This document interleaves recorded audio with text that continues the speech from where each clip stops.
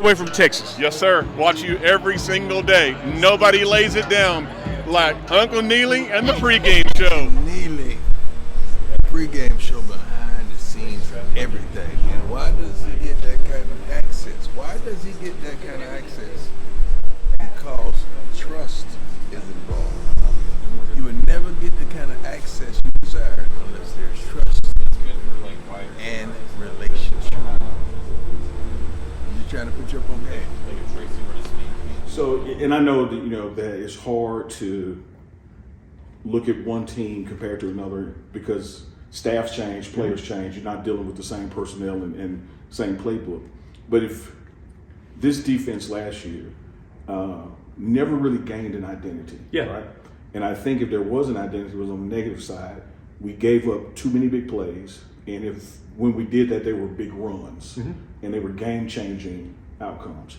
What is your philosophy, thinking-wise, on how we limit giving up big plays and how we build to even stop the run? Yeah, I think it all starts whether you're playing Pee Wee or high school or college or the NFL. You got to stop the run, right? So it's your job defensively to on 1st and 10 or P and 10, so the first play of the drive, to get them to 2nd and 7 or more.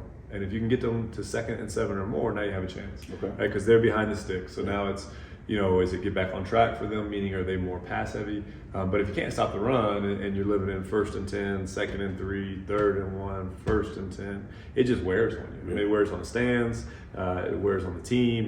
Hell, it wears on me. There's no great call on 2nd and 2. I can call my 7-year-old, "Hey Luke, what do you like here, buddy?" Because it's going to be about the same thing.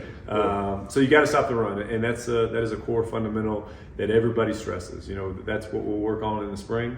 Obviously, when we put pads on, that's great, but it's open field tackling. I mean, this is a different game. The days of 2-back power and downhill and 4 yards in a pile of dust, that ain't it. It's the bubble screens and it's the things to the perimeter. So it really starts with the fundamentals we talked about. Block destruction. How do you take on a block? How do you get off a block?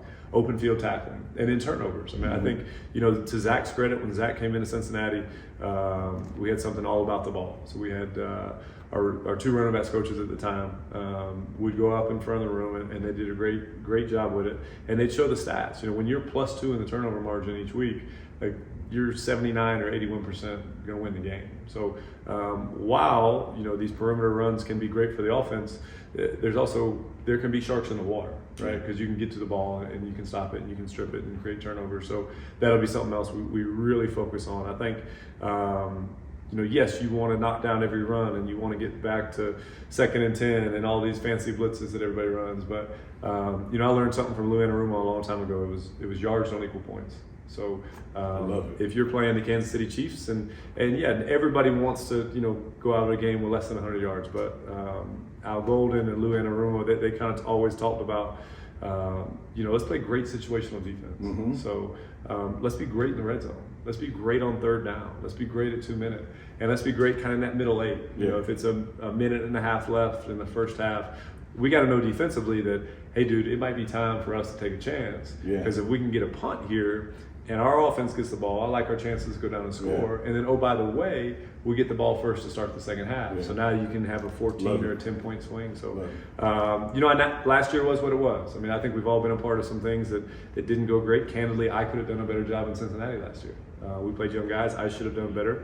I felt like I let those guys down. So each year is different. And, there's a blank slate and fresh start and all that kind of stuff you can talk about. But defensively, just know that it will be better. And it's our job as a staff.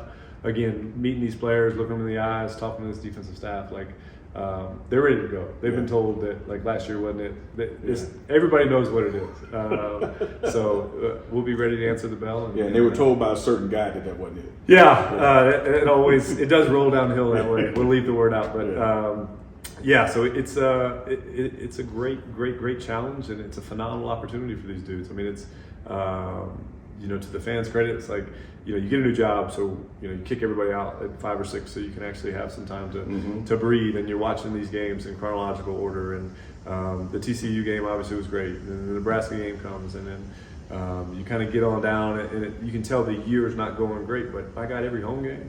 So they show the side and they show the end zone. For some reason, I think it's pointed that way.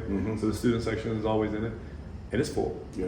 I mean, it's full from the first game to the last game. Full and rocking. Yeah. So it's our job as a staff to put a product out there that keeps people coming. So that would be our rallying cry.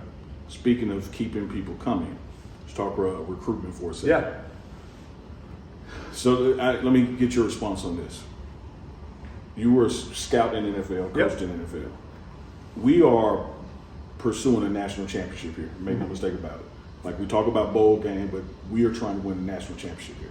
I don't know how many guys pick their college based on winning a national championship versus picking their college based on going to the NFL. For sure. And one thing I love about this staff, it is full of people who know what the NFL looks like and what it takes to make it there, what they want, et cetera, et cetera. Yeah. So talk about that part of the like-mindedness amongst the staff about what it takes to be in the NFL, what they're looking for, and how that translates to your recruiting and coaching philosophy here to get guys. We win here and we can propel you.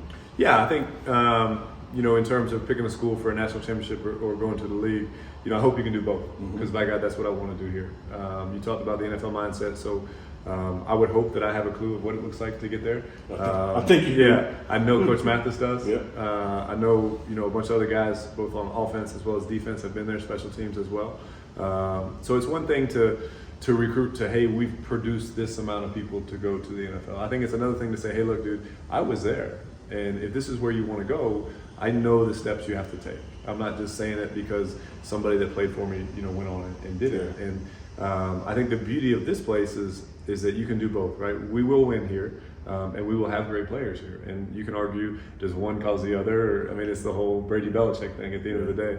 But rising seas raise all, how's it go? Rising tides raise all ships. Yeah. So, I think it's an easy sell.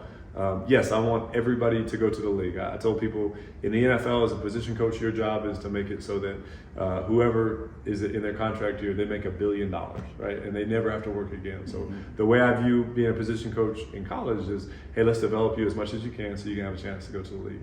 While I want everybody to go, everybody's not going to go. And that's where this community, this kind of backbone of CU football is. Again, you go to these functions in February, and I get it, things have not gotten tough, and everybody's going to win the national championship in February. Just ask them. But the support there is phenomenal. If you're a 22-year-old kid that, oh, by the way, maybe you're not going to the NFL, but you started 3 years at Colorado and you got phenomenal memories because we talked about how the place is rocking, and you were the class that got this thing going, that really turned the skyrocket, all this way. You think it's going to be hard to go out to people and say, hey, I need a job? No, that's the people that they want. Football is great because it cultivates leadership. It cultivates toughness. It cultivates everything that society, people who are successful have. Right, and now you're just not reading it from a book or listening to David Goggins. By God, you lived it. Yeah. You lived the 2023 season, which started off great and then fell off a cliff. But then you were the team that said that ain't happening again. Yeah. Right. So this is 2024 and forward. So, in terms of recruiting, we have a phenomenal staff. I've been amazed. So, you have your first staff meeting on the coaching side, and like, wow, this is really good. And then you have a staff meeting on the recruiting side, and you're like, oh my God, like this is like a cast of all-stars. Yeah. So I feel incredibly comfortable with both sides working together, and it's never perfect, right? Because we're talking about things that are how people view players. One guy might value this, one guy might value that, but the beauty of this place is that it's a we mindset. So it's not, hey, I signed off on this guy, I'll take the hit. It's like, hey, he's us. He's one of us. Yeah. And it's our job moving forward. Once he gets here, let's make him the best. Love it. Yeah. Final question for Yep. you. Talked about working together. Yep. We mindset. Yep. We're about to go into spring ball. When we get to April, we got pads on, we're working. Your defense Yep. is going to be out there practicing against the best quarterback in college football this season.